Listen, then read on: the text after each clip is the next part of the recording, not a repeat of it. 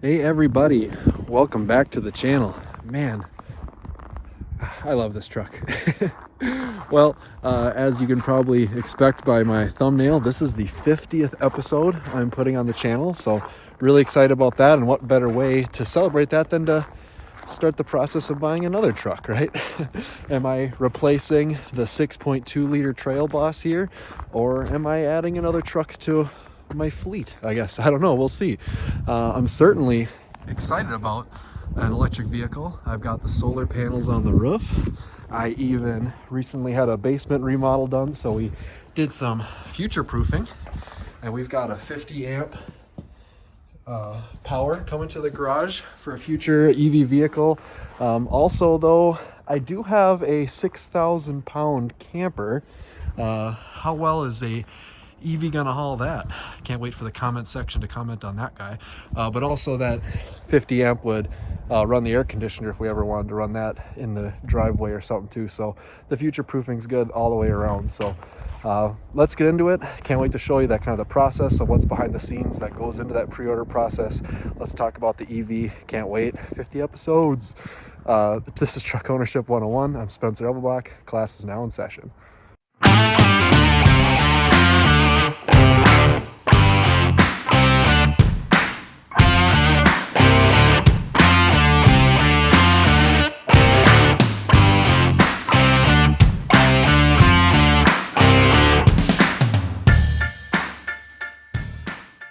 All right, so for this being the 50th video, that's not a short on my channel, I kind of always wanted to put a little bit of, get to know me, behind the scene kind of thing, and then we'll get into the meat and potatoes of this video, which is the EV and the reservation process. And I was kind of hoping to anybody who was interested in that and wondering what that's like, because who's reserved a vehicle that's probably a year and a half, if not 2 years away, and what's that's like for somebody who purchased their ticket to get in line. So it'll be kind of fun to have on the channel to share that process with you guys. So if you are interested in that and seeing what that's all about, and with so much information not released yet, how that gets delivered to people who paid their ticket to get in line, subscribe to the channel. I'd really appreciate it. So anyway, kind of just like I said, 50th video, back to me a little bit.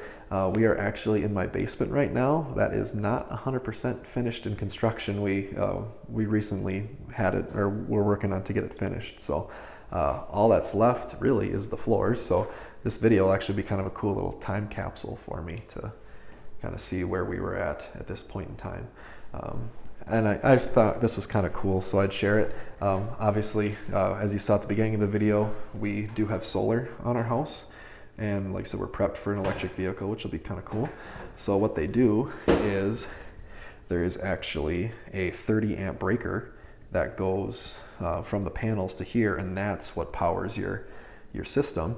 And if you have a surplus of energy, it'll go back on the grid, and depending on your your electric provider, you can sell that for a profit at the same cost or potentially less. I live in Minnesota, and my electric provider is 1-to-1, which is really nice. So I can basically use them as a battery. During the day when I'm creating surplus energy, I can sell it to them, and then at night I buy it back, and I don't have to buy a battery to get the full use out of my energy. So that's kind of cool. So I mean, obviously I'm not psyched about during the day burning coal for my electricity, but at night. But at least during the day, my neighbors got to use solar. So like I said, it's a net profit, so it's worth doing. And like I said, yeah, there's my 50 amp for when we get to that electric vehicle someday. We'll pop that on. So, but anyway, thought that was cool. Moving on here for the tour. As you can see, floors are definitely the last step here. Kind of wanted to show you guys how I shoot videos and stuff for any of you thinking about becoming a YouTuber someday. I thought this was kind of cool, so you can see me here. Hello. This is a gimbal made by DJI. I think it's Digi. But anyway, it's a stabilization gimbal, so it's a lot better than a selfie stick for sure. As you're walking around talking and things, it makes the shot a lot better. And like I said, it's a selfie stick to help you kind of keep it up and out of the way kind of thing while you're talking. So the lapel mic, it's been kind of hit or miss. I don't know, but to me, like I was kind of proud of getting this far in my video journey with so little. You know, I'm not spending a ton on equipment. I'm just using my cell phone. If you have an iPhone, you can see how that's kind of reflective. So when I do this, I like using the better camera, obviously, for my shots. But the hard part is, am I in focus? Am I in the shot right now? I can't see the screen. Well, I can see that glare, that reflection. So if you do ever decide to go this way, but you want to keep using the phone for your recording, it's been working for me so far. But like I said, these are pretty low budget productions, if you haven't noticed that already. So yeah, concluding the tour. We're in the office here. Can't wait for carpet and everything. Or I guess this will be LVP flooring, but yeah, this is what's going to be the editing station and stuff for the future. So anyway, so let's get to the meat and potatoes of this video. Let's talk about the EV stuff, the process of reserving my spot in line and what that got me, and just kind of breaking down what the new Silverado is going to be like. Okay, so the reservation process, everyone talks about, did you order your truck? Did you pre-order? It's not like I put a ton of money on the line. Basically, you pay $100 to grab your ticket to stand in line and wait. Basically, these things are so far out. So I guess my initial cost investment, I believe there were some terms where you know, getting that back can happen. You know, the threat is losing your spot in line, but pretty sure if you want to get your money back, that's the least of your concerns. You know, if not, I guess I'm gonna have to soak $100. We can all go on this journey by kicking in a nickel, and I can keep you guys up to date on what this is actually like. So again, if I get any updates, new stuff, new developments, an insider thing from paying that $100 to be in that line to get some information, I'll be sure to share it with you guys. So subscribe if you're curious to see what it's like to wait in line for over 2 years to get a vehicle. I'm sure there's some probably Cybertruck people that know a lot more than I do, or they know some things I'm about to find out. But anyway, yeah, after I went through, I pressed the button, I had to select, did I want that first edition RST, which that $105,000 RST is insane. But it is a first edition RST. I have a feeling that's probably not going to be the standard RST. That's probably going to be one that's decked out like a high country eventually, I would assume. Again, there's a lot of stuff they haven't told us yet, but so yeah, that's a ridiculous one. You could sign up for that line, or you get a line that said like work truck or RST. So since there's a difference between the two, I have a feeling that maybe my line, I'll have some more options of what I want. I'm certainly in that mid-trim level. I like the gadgets, I like the things, I want capable towing, and I want long range, but do I need a window over the top of me? Do I need, you know, a heads-up display? Do I need my truck changing lanes for me when I'm on the freeway pulling a trailer? Probably not. So yeah, I picked my line to wait in, and I had to kick in $100. After that, I had to select what dealership I wanted to be in communication with. So the dealership that I've been purchasing my vehicles from was on the list, so that was easy to do. And after that, I just got a confirmation email saying, here's your confirmation number, which mine was almost 900,000. Not sure where they started, or I thought I got in line a couple hours after the show, so who knows what that means. But by the end of the day, that dealership, actually the same salesman that I've worked with to purchase my 2020 Silverado Trail Boss, sent me kind of a generic thank you for contacting us, blah blah blah. Let us know if you need anything, kind of thing. So, like I said, the door of communication was opened for that. So that's as far as I've gotten in the process. Obviously, signing up for today. And again, any more updates, I'll be sure to share them with you guys. So subscribe, follow along. Yeah, and we'll get into that when it comes through. Yeah, if this channel keeps growing at its rate, to be honest, having 2 Silverados in my fleet would actually help with a lot of content ideas and growing the channel kind of thing. So if I can convince my wife to not get a minivan, to maybe have, you know, let her pick which Silverado she wants to drive either day. We'll see how that, well, she's not 100% keen on that idea yet, but that just kind of thought crossed my mind today. Why would I keep two? I guess for if the range issue, like I've got a 6,300 pound camper. Um, if that 400-mile range takes a 2/3 hit, like I thought I read on the Rivian, somebody did like a cross country trip. I think another popular truck YouTube channel, you might know it, talked about that. Um, if that's the case, we live in southern or just kind of the south side of the cities in Minnesota, but we go up to northern Wisconsin on camping trips where it's about a 200-mile run. So, being a super early adopter before the widespread rapid chargers are out there, that might be a difficult sell. So, who knows? Maybe the first couple years having the gas guzzler, with the 6.2 and the EV for the other 99% of the time, we could actually pull the camper on short trips with it. That'd be pretty sweet. So.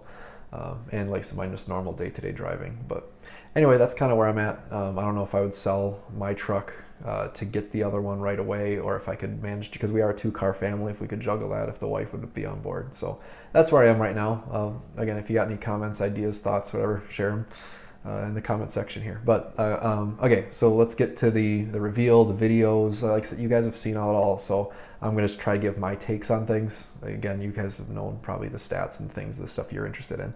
I think the first thing people are going to talk about is the look. Obviously, everybody's getting Avalanche vibes, for good or for bad. Those back flares on the back of the cab. Not super excited about those either, but they look good on the Hummer. So I think that look will. I think with the Hummers actually in production right now, seeing some of those on the streets, and then getting a Silverado that has hints of looks from the Hummer EV, so you start forgetting about the Avalanche. I think it would be okay. Obviously, any new look, it takes time. It's got to grow on you. So I'm not saying it's ugly and stuff. As far as it being an EV and the light bar and stuff, to me, I thought it looked nice. I think if you're buying an EV, you kind of want it to look like an EV. So. I'm okay with that. I thought the rest of the truck looked very sharp. Like the headlights, the tail lights, just the overall, look of the vehicle, the shape, the body lines, everything. Obviously, I like it better than the Cybertruck and even the Ford Lightning. The Ford Lightning, the boxy headlights it looks dated, and all their trucks look old to me. I haven't seen that modern looking Ford yet. The Cybertruck obviously is the other end of that spectrum. Super, super overkill modern. Almost like what 70s would think modern is. It's definitely got Back to the Future vibes. I grew up, so my first truck was a regular cab, 6.5-foot bed. And when I went to a crew cab because I had kids, I really missed the 6.5-foot bed. And then my dad has an old work truck, an old Bomber, and that's got the full-size 8-foot bed. And when you get used to having those things around, you miss them, not having them. So you need help. I had to. If you saw in the beginning of the video, I had some trim on the floor, 12-foot long pieces of trim. Do not travel well in a crew cab. With the Avalanche kind of styling where the back seats can fold down, just the back seat. You can take out the back window and all that stuff and get wide open. You could throw a 10-foot couch in there, according to them. But you can just drop the seat, the 2/3 seat or the 1/3 seat, to get some of that long trim stuff in there. 9 feet of secured storage, where if you have a bed cover in the inside of the cab, you could have like climate controlled box, water resistance, security kind of thing. That's huge. I could have a sheet of plywood and have it locked up in the back of my truck. That's pretty cool. The 400-mile range is a game changer. I thought that was kind of the benchmark in my mind, because if I am towing, if I'm doing things, I am going to take a mileage hit. So I want to at least be able to travel 200 miles before I have to stop and brake, which, to be honest, after 200 miles, I would want to brake. So to me, 400 miles seemed like the mark, and that was obviously what they were reaching for too. If I'm not towing, 400 miles is a ton. Like I can't see myself running into issues very much where you couldn't use technology to find where the nearest rapid charger is in the next 50 miles and get somewhere. And then they talk about how fast those batteries can take a charge. You can get 100 miles in 10 minutes. Obviously, that's not 0 to, you can't just times that by 4 and go, oh, well, you know, 10, 20, 30, 40 minutes full charge, 40 minutes. That's not going to be the case. It's very similar to your phone battery, where at the beginning, 0 to 80% is going to be rapid charge, and then maybe that last 20 is going to be a really slow charge to get to that 100%, where again, if you had it in your house, it would slow down overnight, and then you could go on your big long road trip, but then stop somewhere for 20 minutes, get a couple 100 miles, and then go again. So that's kind of how that all works. And you'd have to go to a fast rapid charger. There's no way your home would be, typically, there's no way your home would be equipped to do 100 miles in 10 minutes, but it should. You should be able to charge once a week, once every other week if you have 400 miles, and it should just be kind of a top it off here and there thing, depending on if you have a level 1 charger, which is a regular outlet, that would take forever. You get a couple miles in an hour, or a level 2 charger where you could get a ton of time. 5-6 times faster, or 50 amps 240 volts to 115, or 110 to 15 amps. Do the math. I'm busy. The truck was dual motors. I was really hoping for quad motors. I thought that would have been sweet, but I think they're going for the price point. You're getting the stats. You want the efficiency for the range. I'm sure those were all driving factors. And you still get 664 horsepower, 780 pound-feet of torque, which is in their the watts, the go fast mode, which is typically not what you're going to be in, so you're not going to see those in your daily driving. But even still, my 2020 Silverado Trail Boss has the 6.2 liter, which is 420 horsepower, 460 foot-pounds of torque, which is a lot. It pulls that 6,300 pound camper super easy. I have never had to put that, like getting on the freeway, I've never gone past 3/4 throttle, and it is hauling and getting up to speed fast. So those horsepower and torque ranges are very, very good for anything that you can throw at a half-ton truck. They boast about 10,000 pounds for towing in that standard configuration, which is more than what my 6.2 can do. Mine can only do, with its four-wheel drive 6.2 liter, is 9,300 pounds, so it's going to pull it's rated for even a heavier trailer. The one down was the payload dropped to 1,300, where I'm at 1,644 in my truck's configuration, which I think comes from just the extra weight of the batteries, the payload. I'm a little nervous about that towing because tongue weight goes against payload. And with passengers counting in that, cargo inside the truck counting in that, I think you're going to hit that 1,300 pretty quick pulling a big trailer like I am.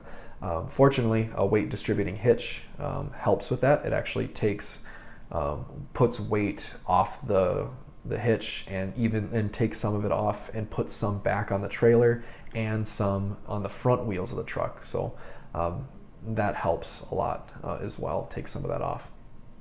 They even bragged about a 20,000 towing later, and I looked that up. A heavy duty 2,500 is a regular conventional trailer pulling it with a ball is 14,500. So that's insane. For a dually 3,500 with a ball trailer, right? That's 20,000 pounds. That's the match. That's insane. That scares me. I don't know if I'd want a little half-ton truck pulling what a dually can. Obviously, a dually, you're talking more goosenecks, fifth wheels to really blow past 20,000 pounds. So, like I said, I don't think anybody in any vehicle wants 20,000 pounds on the back of their bumper past that. So. Impressive though. Like you said, gotta give them credit for that. My truck can't do that. My truck's not rated for that.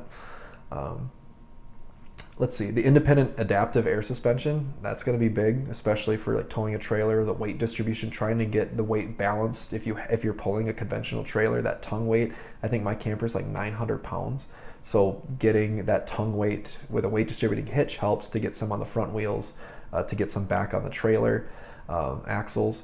But again, with the you can change the suspension to, I think it was like 2 inches of travel, so you could have the Trail Boss lift or not if you want to get in and out of it easier. If you want better fuel economy going down the road, you could use that adaptive air suspension for towing, I would imagine. Also for towing, that four-wheel steer. I don't know if you've seen the tight turn rate, the tight turn radiuses that can do. I mean, it's in a tight parking lot, so you don't have to do a 3-point. You can just crank it, and those back wheels turn a little bit to swivel you back in. Would be sweet. I think that's going to be amazing for parking a trailer, for backing it in, getting into spots, that kind of stuff. When you're getting those tight camp spots, I think having that back end whip around a little bit would be awesome. And then lastly, I think the last takeaway of my takes on the stats would be the infotainment screens. I think, to be honest, my take on the current my generation of truck, I don't know who would buy a high country in this truck. I mean, some of the adaptive cruise controls and heads-up displays, I guess, are cool, but that's kind of all you got, right? Like, you had the same size screen as I did, and I thought mine was fine for mine, but if I had a high country and it was a 2020 or, 2021 or 2019, I'd be a little disappointed. I don't know, sorry if you have one. But obviously the 2022 refresh solves that. And obviously this one, a 17-inch display, 11-inch display, the no push to start, how it just detects your fob and the seat belt and away you go. That's pretty sweet. I like that. Let's see. But yeah, that's kind of my take on everything. As far as just some of the kind of those debate questions, which I'm sure the comment section will get into. I like the looks, honestly, for that initial take, and they always grow on you. They always get better the more you look at them, in my opinion. And again, compare it to the competition. I'm not a fan of the Lightning look. Again, it looks too dated. Then the Cybertruck is just too much. I'm not trying to make that much of a statement. Again, I think the range issue I'm excited about. A little nervous pulling something heavy on how much that's going to rock it, because in this beginning age of EVs, the rapid chargers are not widespread, especially when you go camping and go out to more rural areas. They're going to be harder to find. But I mean, once we get to the campground, there's a 30 and a 50 amp right there, right? So I see potential solutions for some of those problems more than I just look at it and go, well, that'll never work. I don't have that mindset at all looking at this stuff. It's obviously the future, so let's solve some of those problems, right? The initial cost, it's going to cost more. You're talking about fuel, or savings with gas. Obviously, the more expensive gas gets, the more advantage this has. But as the cost of electricity goes up, but with solar panels, the more electricity costs, the more you save, and the more you sell back to the grid, the more profit you make. So the solar panels get better and better looking as electric prices go up, and EVs get better and better looking the more gas prices go up. So I think both of those you can count on, gas and electric prices going up. So the solar panels are definitely I'm hoping, are a wise investment. We're almost a year into ours, so far they've been great. Also, initially here, that initial buy-in to get these electric vehicles, there's tax credits. I just did a quick search, and I found up to $7,500 federal tax credit for purchasing an EV. Again, that's my quick take. I could be wrong. Please let me know. And then there's incentives, if you look up who provides your electricity. I've got mine up right now, and they talk about an EV Accelerate at Home pay-as-you-go thing where they help you with the level 2 charger to get that in your house. And then they can control when it is giving you power to give you that power at a reduced rate. So charge your vehicle up at night when demand is low on the grid, and they'll give you electricity to put in your vehicle for cheaper. So again, just more advantages. And with 400 miles, saving when you charged is very doable for your day-to-day driving. So, other perks, the battery backup, that might be a perfect solution for me, because I don't have one, because I didn't need one, because the grid, I could sell it back to the grid and buy it back for a 1-to-1, which is not the case for every state. But the downside of that is if you are interconnected to the grid and the grid goes down, they have to shut you off, because they don't want you putting energy back into the grid on a sunny day when someone's trying to fix something and somebody could get hurt. So they shut you down when the power is down. So even if it is a sunny day and if the area lose power, I'm out of power, which is unfortunate. So a battery backup would be kind of nice, where either I could just store my energy to charge my vehicle, or if the power goes out. I live in town. Power outages aren't overnight, like living out in the country when a pole goes down. it's a fast return, so it comes back. So honestly, a few hours to pull off the truck would honestly probably be all we'd ever need, and then I don't have to have a gas generator that's going to have a carburetor that gums up and stuff. So hopefully the investment to get the infrastructure into your house for it to go back into the system wouldn't be too bad, but it's just a cool possibility. Again, looking for cool solutions to problems, the advantages. I mean, these trucks are obviously the future. They're not going away. They're going to be more and more common, and you know there are an advantage to gas in almost every way, right? You know, there are less moving parts to these. Think of all, like, for the internal combustion engine, all the lifter issues, that's the buzz on social media right now. Eventually these things are going to be cheaper to make just because there are so many less moving parts. You talk about all the technology and the things that are going to fail.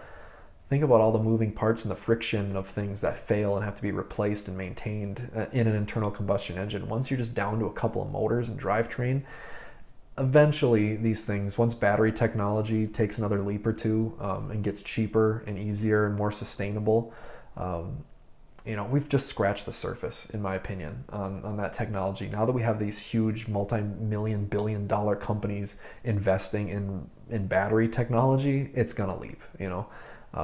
So yeah, like I said, I'm super optimistic. I see the advantages way more than I see the disadvantages. I see solutions and counterpoints to the standard, you know, what if you run out of battery? What if you know, that kind of stuff. So like I said, I'm not interested.